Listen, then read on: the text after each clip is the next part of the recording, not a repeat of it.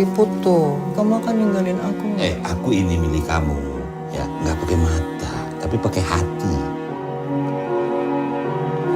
Kamu kok kurusan? Jaga kesehatan. Kita kan nggak tahu apa yang terjadi pada diri kita. Makasih ya. Udah selalu ngejagain aku. Bu. Hah? Kenapa? Ayah mana sih, Div? Kamu nggak apa-apa kan? Nggak apa-apa. Mama saja langsung tahu kalau dia nggak baik-baik aja. Apakah Ibu ingat sekarang tahun berapa?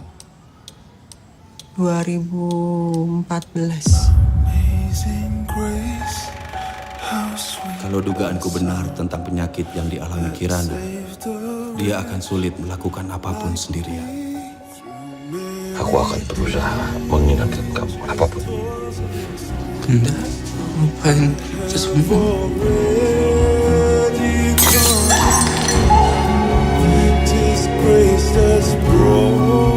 Perlahan, dia akan melupakan masa lalu. Hari demi hari. Aku ingin pulang kembali selamanya bersama kamu. Kirana, jadilah selalu pelangi di hatiku. I love you. When we've been here 10,000 years, bright shining Kalau sama Divo udah inget kan? sun. I've no less Bunda, days to sing jangan lupain Divo, Bunda. we first. Sabar. Jangan lupain Divo, Bunda.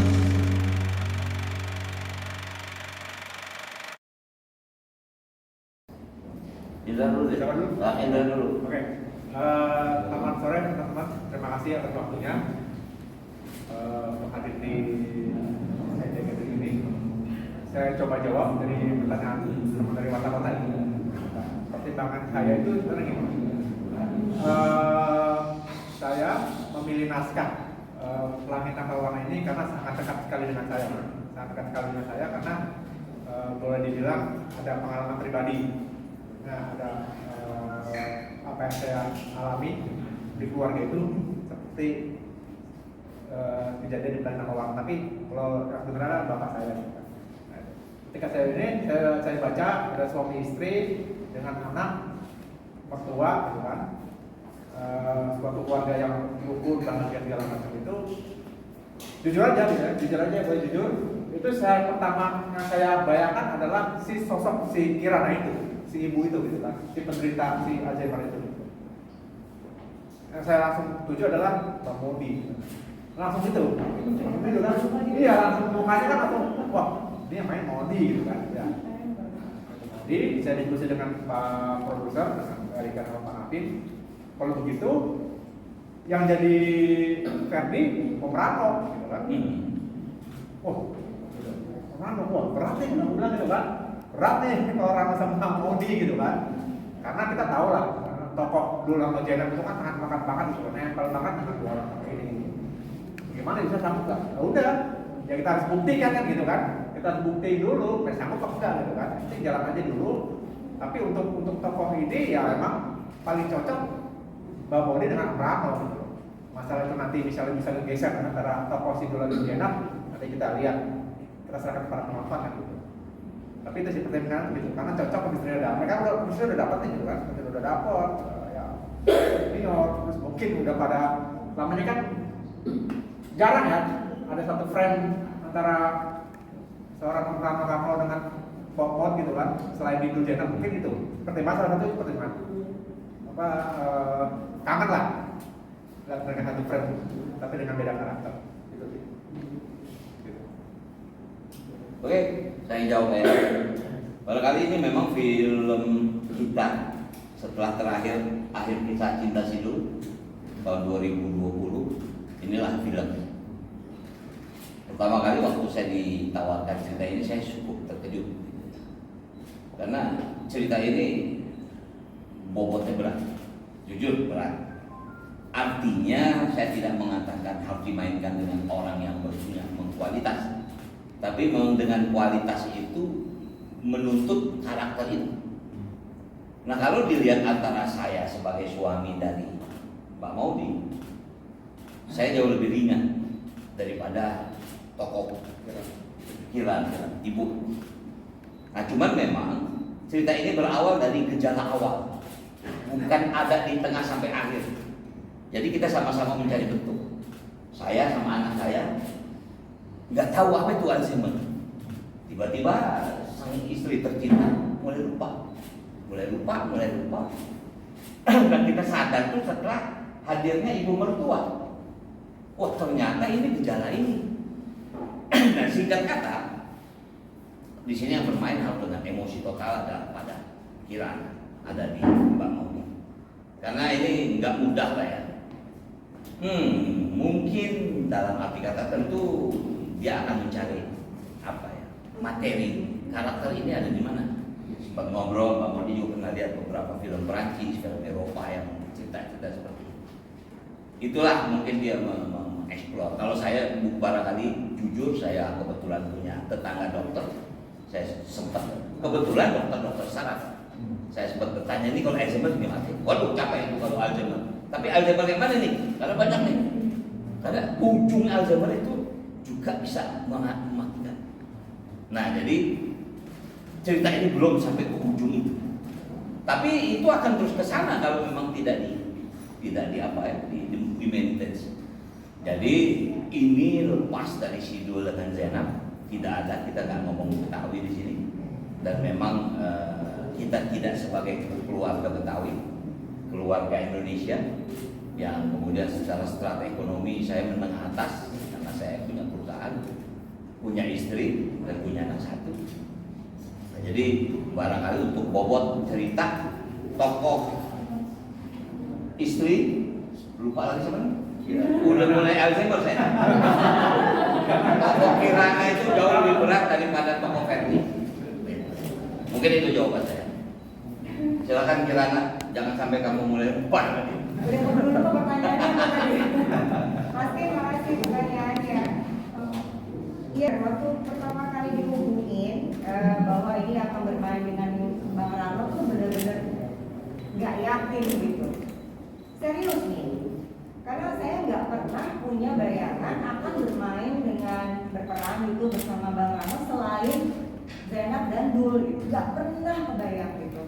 Dan pertama kali ketemu Rano Karno itu ya Bang Dul gitu. Dan ini saya berhadapan dengan seorang Rano Karno yang artis, yang aktor segala zaman itu gitu.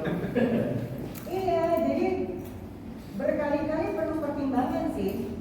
Saya ngomong berkali-kali ke pihak Falcon, yakin nih mau sama Abang, yakin nih bisa nih kita meninggalkan semua urusan Presiden Zainab dan Dul itu gitu. Terus saya juga ngomong ke Abang udah baca belum skenario-nya? Kita nanti gini loh Bang, Abang gimana? Ada ibu loh. Ada ibunya loh. Kita juga tuh ada ibunya lagi. Tapi memang pada saat syuting semua kekhawatiran tentang berartinya sih nggak ada maksudnya. Bahwa menjadi sebuah keuntungan bahwa kami sudah pernah bermain bersama gitu. Jadi untuk memasukkan chemistry-nya sudah ada, tinggal memunculkan karakter Feby dan Kirana itu. Ya alhamdulillah Mas Indra juga selalu mengarahkan gitu ya. Dan dengan latar belakang setting berbeda, dengan pemain ada Zayan, ada Burak Mariatiano, tentu aja kita semua lepas dari unsur kebetawian itu. Beda kalau tiba-tiba ada Mandra lewat dan selesai. Kacau gitu. Kacau. Tapi alhamdulillah enggak. Tantangannya adalah satu, berusaha untuk menjadi Kirana. Dan bebannya menjadi double karena berusaha orang-orang tidak melihat Zainab tapi melihatnya Kirana. Kemudian saya nggak pernah punya informasi atau pengalaman apapun tentang Alzheimer. Dan seperti tadi Abang bilang bahwa saya coba lihat film-film yang tentang Alzheimer, dapatnya nggak banyak dan hanya di Eropa dan kebanyakan film festival yang sulit begitu melihatnya. Saya nggak boleh menjawab soalnya jadi nggak lihat. Terus baca-baca artikel, konsultasi, ngobrol-ngobrol sama semua orang. Tapi kata Abang, bentuk Alzheimer itu berbeda-beda kan. Jadi saya lagi merawat Mbak ini mau Alzheimer yang bentuknya ditampilkannya seperti apa gitu. Dan melihat pengalaman waktu mendampingi almarhum mamah waktu sebelum nggak ada, saya melihat kenangan memori-memori itu yang saya coba propose ke Mas Indra gitu. Kira-kira seperti ini enggak? Karena saya pikir nanti Mas Indra yang punya pengalaman pribadi mungkin bisa mendirect saya seperti apa. Ya sejujurnya saya sangat deg-degan sih, pengen banget lihat filmnya kayak apa jadinya karena belum pernah lihat kan. Walaupun Bu Erika bilang oke, bagus, manis gitu ya, tapi belum lihat, jadi masih deg-degan banget sih Mas Kim. Oke. Tapi ya gitu, mudah-mudahan sih ya kita akan serahkan kepada penonton, mudah-mudahan bisa menikmati Rano Karno dan Maudi Kusnaidi yang berbeda. Terima kasih. Oke, yuk. Mungkin si The Father kemarin, kemudian Julian Moore di film Still Alice bisa menang Oscar dan ada penyakit Alzheimer yang ditampilkan dengan sangat detail. Apakah Mbak Muri juga nonton film-film tersebut untuk tahu kayak apa sih memenangkan Alzheimer gitu? Terus di film ini kan juga menjadi ibu dengan satu anak laki-laki. Di kehidupan nyata juga terjadinya kayak gitu. Seberapa besar kontribusi referensi seorang ibu membesarkan anak laki-laki yang kemudian ditransfer ke film ini? Terima kasih. Iya, terima kasih Mas Ryan. Iya, memang iya film beberapa film. Tapi itu film Prancis sih yang mengidap Alzheimer-nya bapaknya, kakek gitu. Dan itu situasinya hampir sama. Anaknya tuh suami istri dengan anak cucunya gitu. Tapi dari setting itu kan nggak bisa plot sama dengan skenario ini gitu. Kayak tadi Alzheimer-nya berbeda-beda. Jadi memang hanya mencoba mencari gestur dan pemahaman dan melihat dari sisi penderita atau penyintas itu segimana bingungnya dia gitu, segimana beratnya dia menerima kenyataan ini gitu. Dan ketika menyadari bahwa gak ada yang bisa menghentikan degradasi penurunan semua kemampuan organ tubuh itu kan, saya waktu memerankan adegan itu sih berasa banget gitu, kayak hilang semua gitu tuh. Ya itu tuh yang saya pengen dapetin dari situ. Kalau gestur dan implementasi gesturnya kan mungkin berbeda-beda tiap orang. Jadi tapi saya mencoba dapetin itunya tuh, rasa dari seorang penyintasnya seperti apa sih. Mudah-mudahan sih dapet. Kalau soal jadi ibu satu anak? Oh iya.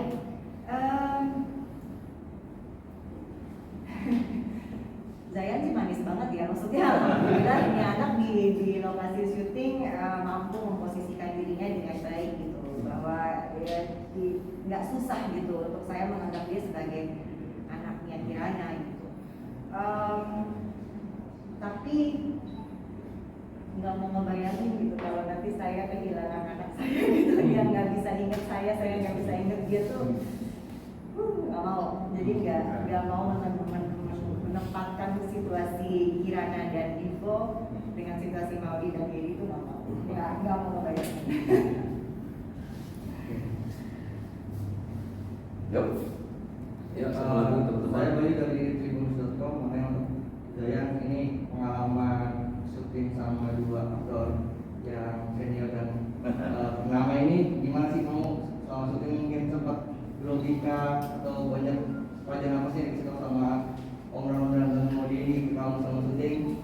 Kemudian buat Bang Rano dan Maudi, mereka pas di Zoom bilang yang bikin kalian lepas dari dulu dan ini untuk karena untuk menambah bedakan sama suasana syuting itu. Kalau selain itu ada nggak sih kayak mungkin bagaimana Maudi punya waktu berdua sebagai Kirana dan Bang Fedi namanya ya, itu untuk kayak chemistry-nya sebagai karakter namanya, jadi benar-benar lepas dari karakter itu dan sama terakhir buat Bang Rano, kalau Maudi udah belajar soal gimana jadi orang yang Alzheimer, untuk menjadi seorang suami yang istrinya Alzheimer kan juga pasti ekspresinya, gerak tubuhnya kan juga terlihat kan. Itu seperti apa sih Om Rano mendalaminya, juga nonton filmnya kah atau dari dari dokter juga dapat pelajaran kayak kalau dapat kalau istri Alzheimer itu pas kayak gini, sabar-sabar seperti apa, pakai-pakainya awal tahu istri Alzheimer seperti apa,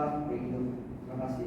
Oke, jadi kalau menurut informasi saya sempat ngobrol sama dokter Sanak nih, namanya dokter Eko. Kebetulan saya dulu pernah Bell's palsy, pernah tahu Bell's palsy, miring saya.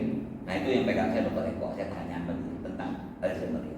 Alzheimer itu ternyata paling banyak kena pada laki-laki. Perempuan sedikit tapi berat. Nah kebetulan tokoh ini adalah istrinya, bukan suaminya. Nah saya sempat ngobrol ya untungnya kalau sama Mobi ini kan mungkin dari mulai dia none belum kawin sama Belanda kita udah kenal. Jadi bukan saling mengisi, tentu kalau saling mengisi tugas sutradara kita ngobrol. Jadi ada satu momen yang mungkin gak ada berani cerita. Dia ngamuk lagi syuting, betul-betul ngamuk, terganggu karena situasi. Wah saya bilang bagus tuh acting itu. Ambil gitu loh. Mungkin kamu ingat kali ya. Jenab kapannya begitu ya Pak? Wah, jenab begitu begitu. Hanya kecil soal kecil aja ya. Yang minta maaf lagi syuting tiba-tiba hati krek ngamuk dia. Capek rumahnya jadi orang gila. Artinya seperti itu. Nah, artinya seperti itu. Nah kemudian kalau sama anakku ini saya ngobrol sama dia. Saya cukup surprise anak ini masih ya. Kalau saya pertama kali jujur saya baru ketemu. Tapi punya potensi main yang cukup baik. Pertama waktu dia adegan nangis, saya juga kaget juga. Saya bilang, jangan kamu terlalu tinggi. Karena adegan kamu nangis itu belum pada peak mamahan. Jadi mana? Jangan keluar suara, jangan keluar air mata. Waduh, bisa ngap-ngapan juga dia. Tapi di ujung satu adegan ending dia nangis lepas. Artinya apa? Kalau di awal dia nangis lepas, dia tidak akan dapat emosi. Dia nangis ujung. Itu mungkin insting saya sebagai pemain, bukan sebagai sutradara. Saya udah izin sama Mas Indra.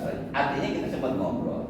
Dan di sini juga peran Mbak Ratna itu juga besar, walaupun peran kecil, tapi besar itu. Jadi saya katakan tadi karakter Alzheimer ini memang ada fase. Nah kebetulan fase yang dapat dimainkan Mbak Maudi ini fase awal. Garam dia lupa taruh di mana. Kemudian dia olahraga pagi, dia lupa pulang gitu ya. Sampai-sampai malakinya dia lupa gitu. Bukan cerita Betawi, kalau cerita Betawi banyak kira-kira seperti itu. Ayo kamu ngomong. Gue lagi.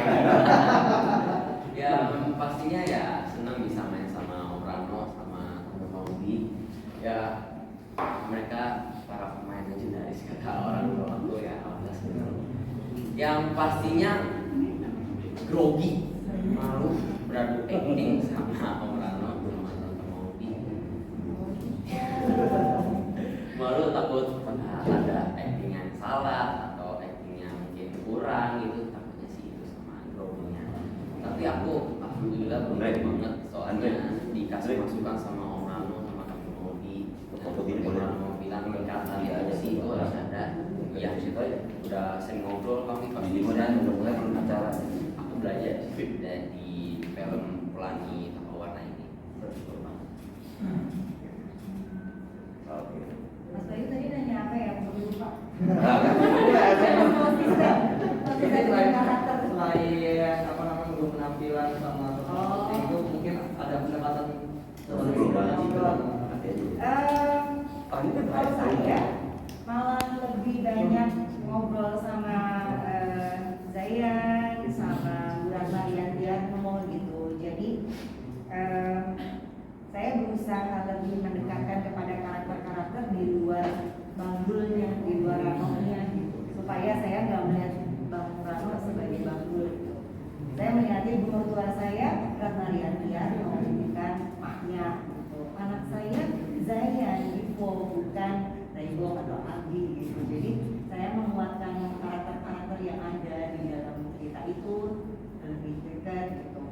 Termasuk sama si Mbak Susternya yang di rumah gitu, sama lingkungan rumahnya juga karena biar feelingnya memang feelingnya ada di situ. Beda kalau misalnya jadi Zainab gitu ya, udah berpuluh-puluh tahun gak syuting, begitu nyampe di lokasi set aja udah langsung gitu. Karena memang yang membentuk itu konsepnya bukan cuma urusan karakter sama karakter gitu kalau buat saya ya, bukan hanya penampilan fisik gitu, tapi ya setting, ya atmosfer, ya suasana gitu. Jadi saya mencoba menguatkan hal-hal di luar itu. Karena kalau sama abang, ya namanya juga aktor ya gitu. Saya tadinya juga saya begitu masuk sama abang, oh udah nih, abang angkat aktor, kita tinggal ikutin aja. Abang soalnya tuh ngomong saya yang susah, padahal saya nggak bisa jalan kalau nggak ada abang bantu saya juga gitu. Ya ini berarti kan karena memang lebih banyak emosi di dalam ya.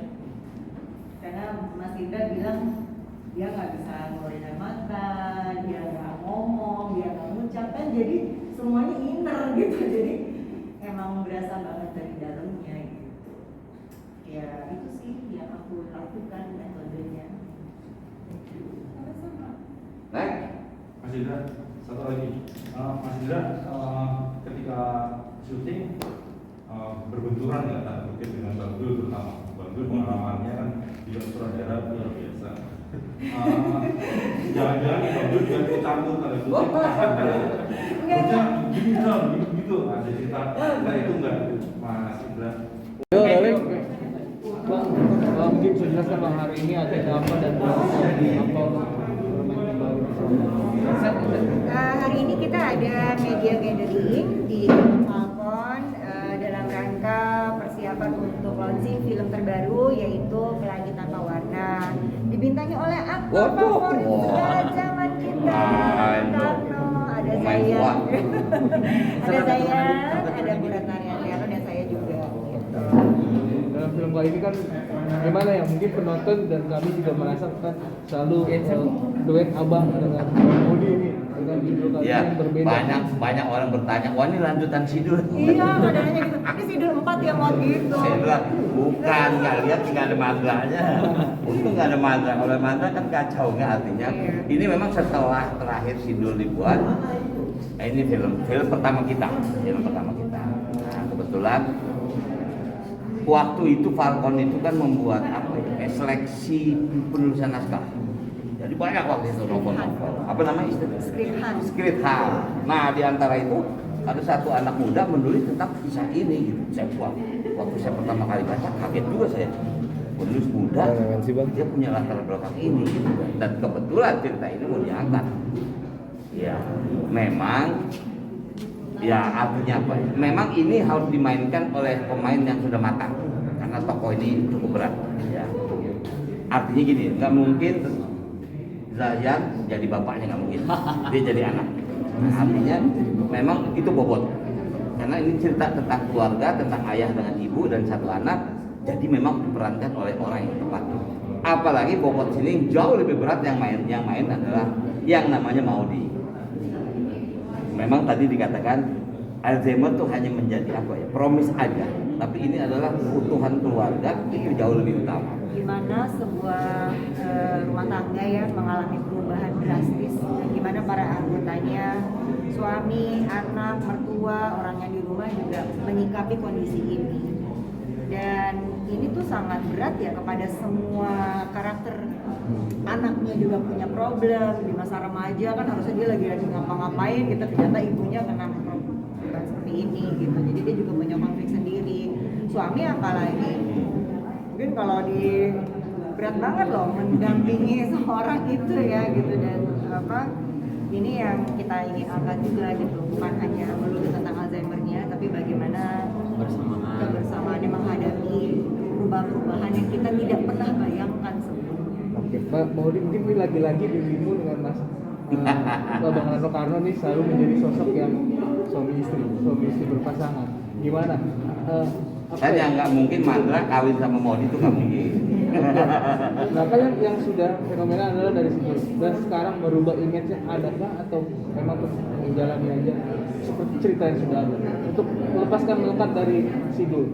Siapa tahu? Sebenarnya kalau Mbak Modi sudah berusaha melepas dari Sidul dengan Bu Brotohnya, dia mencoba melepaskan dia berkondek setiap hari pakai kebaya, nah, itu kan mencoba cukup bagus gitu, cukup. Ya saya nonton film itu, saya nonton cerita itu cukup bagus gitu. Itu artinya juga salah satu usaha untuk keluar dari karakter Sidul. Gitu. Itu yang saya bilang, bahwa selama saya terjun kan saya pertama-tama awal-awal banget terjun ke dunia entertainment itu gara-gara beliau gitu. Jadi saya melihat Rano Karno itu adalah Bang Dul gitu. Saya nggak melihat sosok Rano Karno yang galih, yang apa gitu tuh nggak tahu. Saya cuma lihat ini Bang Dul gitu.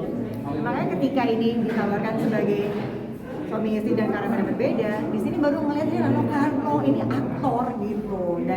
Dan itu yang membuat saya begitu mudah gitu menghidupkan karakter ini. Kalau nggak ada, memang berat seperti tadi abang bilang. Tapi kalau nggak sama Rano Karno, kalau nggak ada Zayan, kalau nggak ada Bu Ratna Riantiano, tentu juga sulit gitu buat saya bisa menghidupkan itu. Karena kita mainnya cuma berempat. Dan emosi yang ditimbulkan di sini kan lebih di dalam ya, nggak bergestur, nggak berucap, nggak berdialog gitu. Jadi ya kalau nggak didampingi oleh para mereka yang chemistry-nya kuat ini ya sulit. Mungkin untuk para fans sendiri nih, gimana? Mungkin ada kekecewaan Bang Dul mungkin dengan kok kemarin Sidul sekarang kesini lagi pasangan lagi, ada nggak sih? Yang pasti setelah film ini Sidul akan main lagi. Itu supaya penggemarnya, ya kan? Bukan kita maksa supaya dia jawab iya gitu. Baru mau nanya emang iya bang. Mau gimana itu para fans nih, terutama ada kekecewaan kah atau memang tetap mensupport kan dirimu dengan Bang Dul selalu berduaan gitu? Saya masih merasa saya harus bertanggung jawab atas karakter-karakter yang saya pegang gitu. Bahwa saya berusaha menghidupkan karakter yang saya jalankan gitu dengan proses dan sebaik-baiknya. Masalah nanti para penonton bisa menerima kah, apakah mereka suka atau tidak, itu kan nggak bisa kita jamin. Tapi pada dasarnya kita juga harus mendidik para penonton bahwa kami adalah aktor gitu. Kami juga harus bisa melihat dirinya sebagai peran yang lain, peran yang A dan B gitu. Jangan juga menjadi stereotip itu terus, karena jadi donder buat kitanya sendiri gitu. Bahkan Zayan pun kita ngobrol soal itu ya Zayan ya, supaya bisa berevolusi, menambah pengalaman, itu juga menambah pendiri ya. Jadi juga bisa, penonton juga mesti bisa melihat bahwa kita juga bisa berevolusi dengan karakter-karakter lain gitu. Tapi mungkin seringnya project bareng sama Bang Haji gitu, Mbak Maudy mungkin sih menganggap Bang Haji sebagai apa sih, sosok kakak atau sosok mentor abang acting? aja udah abang aja udah mau gimana lagi, udah abang Susah. gitu. Ya kalau tiap kali ketemu kita cium tanganmu jadi abang mulu deh. Paling gak enak tuh syuting sama Bang Rano sebenarnya. Karena dibawain makanan tuh gendut melulu aku kalau syuting sama abang kan. Ya kamu tahu kan? Di pasti ada Gado-gado, Udah, jangan promo warung Sidul ya. Udah cukup. Abang mau ke Bandung soalnya ya Bang. Oke. Ya. Jadi ya Bang. Berperan sebagai Zaiman kemarin kan sempat dibilang juga bahwa ini merupakan salah satu movie yang all out, bahkan bisa dibilang ekstrim.